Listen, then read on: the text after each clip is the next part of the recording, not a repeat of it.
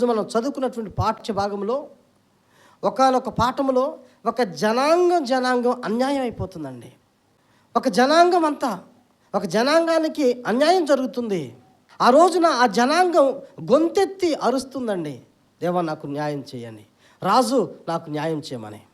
అదే మనం చదువుకున్నటువంటి మొదటి నిబంధన పాఠ్యభాగమున్నదే ఎస్తేరు గ్రంథము 4వ అధ్యాయము.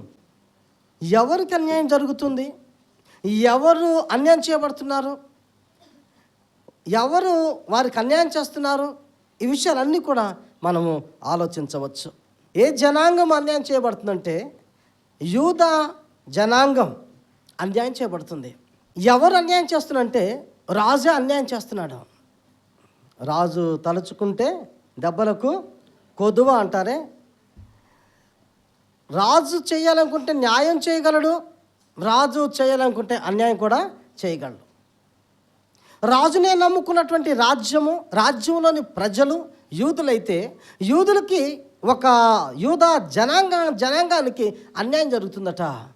వారు గోనె పట్ట కట్టుకొని ఉపవాసాలుండి రాజనగర దగ్గర ఆ కోట గుమ్మం దగ్గర ఉన్నారట. ప్రశ్న, రాజు ఎందుకు అన్యాయం చేస్తున్నాడండి వీరికి?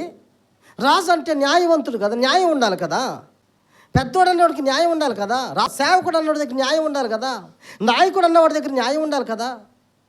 న్యాయం ఉందనే కదా వాళ్ళని గెలిపించింది, ఒక నాయకుడినైనా ఒక సేవకుడినైనా, అవునా కదా? వాళ్ళ దగ్గరే న్యాయం లేకపోతే ప్రజలు ఎటు వెళ్ళాలి? మరి రాజు ఎందుకు న్యాయం చేస్తున్నాడు ఆలోచించండి.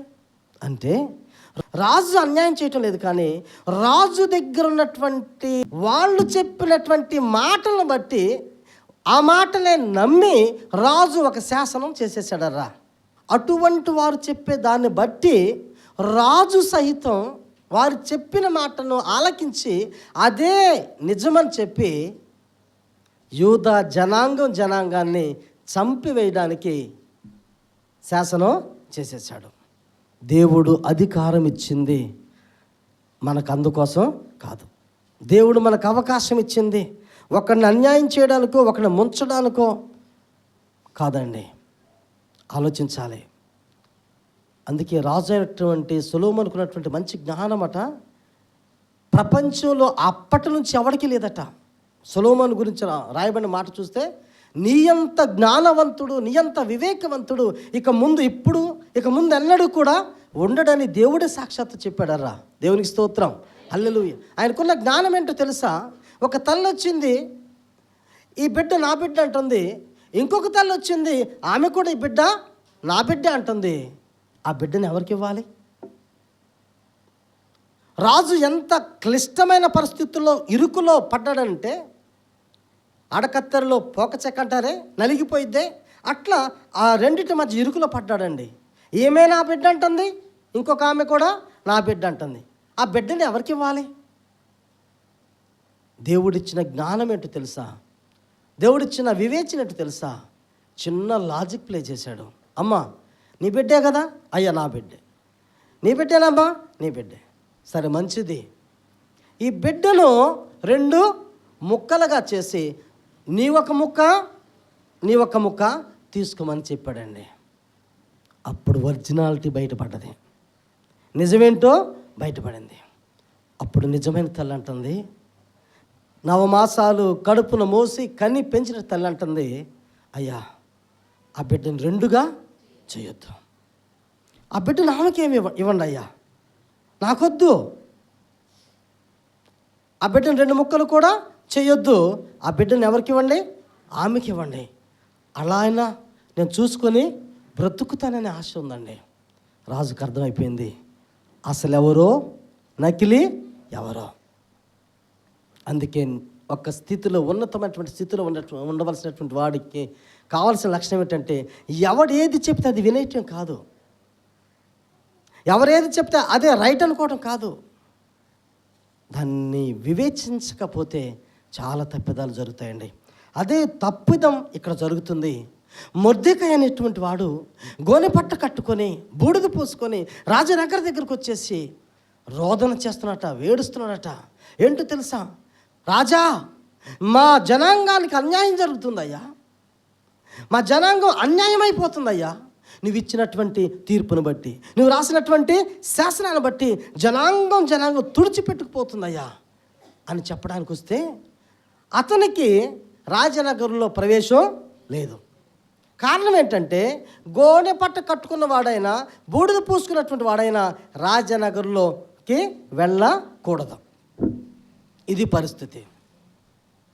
ఒకవైపు ఏమో మరణం సమీపిస్తుంది, కొన్ని గంటల గడియల్లో ఉంది. ఆ శాసనాన్ని బట్టి యూదా జనాంగం అంతా నాశనం అవడం, అన్యాయం జరుగుతుంది. ఆక్రోషంతో ఆ మొర్దెకై మాట్లాడుతున్నట్టు మాటలు మనం చదవగా విన్నాం. మరొక ఆలోచన ఏంటంటే, అంతఃపురంలో రాజనగర్లోనేమో రాణి అయినటువంటి ఎస్తేరు ఉంది. ఎస్తేరు మన యూదురాలే, కానీ ఆమెకు చెప్పి ఆమె ద్వారా రికమెండేషన్ చేపిద్దామని అంటే రాజు విధించినటువంటి విధానం ఏంటంటే, శాసనం చేశాడు, వెంటనే ఆయన అంతఃపురంలోకి వెళ్ళిపోయాడు. నన్ను ఎవరు డిస్టర్బ్ చేయొద్దు అన్నట్టుగా లోపలికి ఎవరిని అనుమతి ఇవ్వలేదు. అప్పటికి 30 రోజులు అయిపోయిందట. ఏం చేయాలి చెప్పండి? ఎంత క్లిష్టమైనటువంటి పరిస్థితుల్లో, ఒకవైపు జనాంగం ఇదవుతున్నటువంటి పరిస్థితుల్లో మొర్దెకై ఎస్తేరు తీసుకున్నటువంటి ఒక మంచి స్టెప్ ఏంటో తెలుసా? ఒక మంచి అడుగేంటో తెలుసా? దేనికైనా ఒకే అడుగట. ఈ తెలుగు దేనికైనా, అది మంచికైనా చెడుకైనా ఒక్క అడుగుతోనే ప్రారంభమట. ఈ లెంటులో ఆ అడుగును వేయాలరా. మొర్దెకై ఎస్తేరు వేసినటువంటి అడుగేంటో తెలుసా? మొర్దెకై ఎంత అవేర్ చేస్తున్నాడండి ఎవరిని? రాణి అయినటువంటి ఎస్తేర్ని. ఆలోచనిస్తున్నాడు, ఆలోచించే రీతిగా మాట్లాడుతున్నాడు. నువ్వు ఈ సమయంలో రాజనగర్లో ఉండడం దీనికోసమేనేమో, దీన్ని బట్టే దేవుని ప్రజలటువంటి వారికి రాబోయే శ్రమ నుండి తప్పించడానికి దేవుడు ముందుగా నిన్ను అంతఃపురంలో పెట్టాడేమో. ఆ సంగతి నువ్వు ఆలోచించుకో. నీకు ఎందుకు ఇచ్చాడు అవకాశం? ఒక సంఘ పెద్దగా, ఒక సేవకుడిగా, ఒక నాయకుడిగా, ఇంకొకటిగా ఎందుకు ఇచ్చాడు?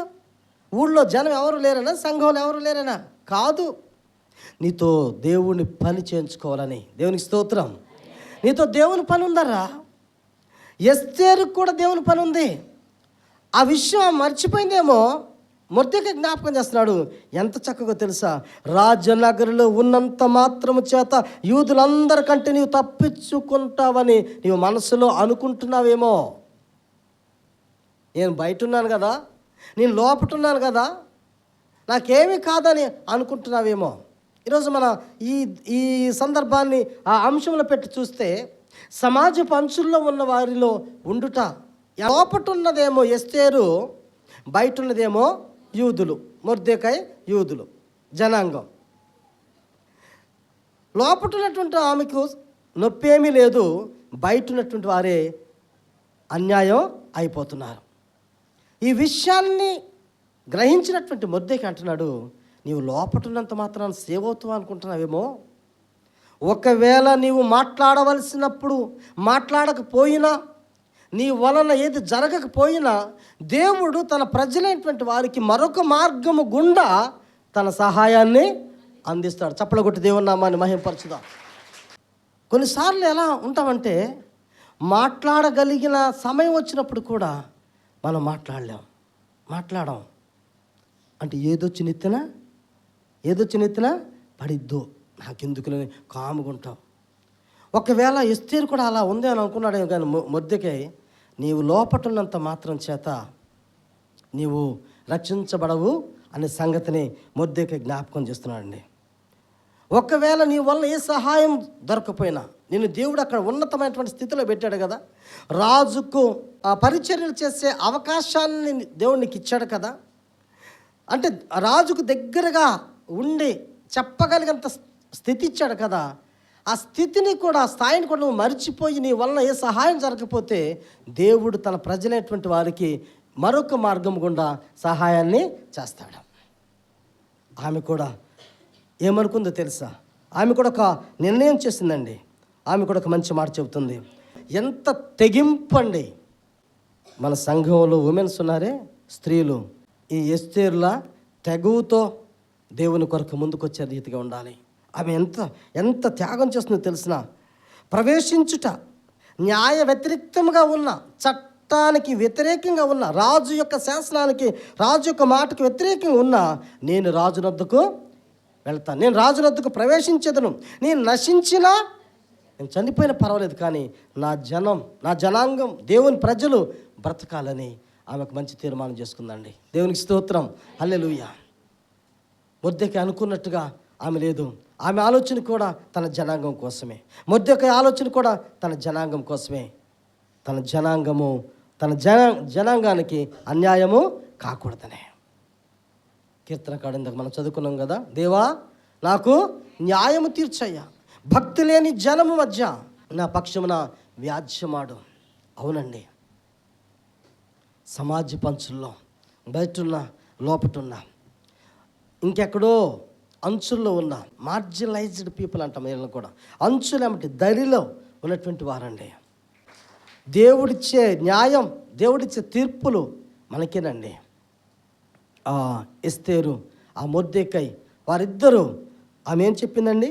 3 దినములు నా నిమిత్తం ఉపవాసం ఉండి 3 దినములు అన్నపానములు చేయకుని మానివేయడి, నేనును నా పనికత్తెలు కూడా ఉపవాసం ఉంటాం. ఆమె అంటుంది 3 దినములు ఉపవాసం ఉంటాం, నేనును నా పనికత్తెలను కలిసి ఉపవాసం ఉంటామని చెబుతుందండి. కాబట్టి మీరు కూడా ఉపవాసం ఉండి నా నిమిత్తము ప్రార్థన చేయండి. ఈమె ఎటువంటి ఉపవాసాన్ని ప్రకటించిందో తెలుసా? ఎంత తెగింపుతో, తెగువతో ఆమె ముందుకు వచ్చింది తెలుసా? ఒక్కరోజు ఉపవాసం కాదట. ఎన్ని రోజులు ఉపవాసం? అమ్మా చప్పట్లు కొట్టాలరా.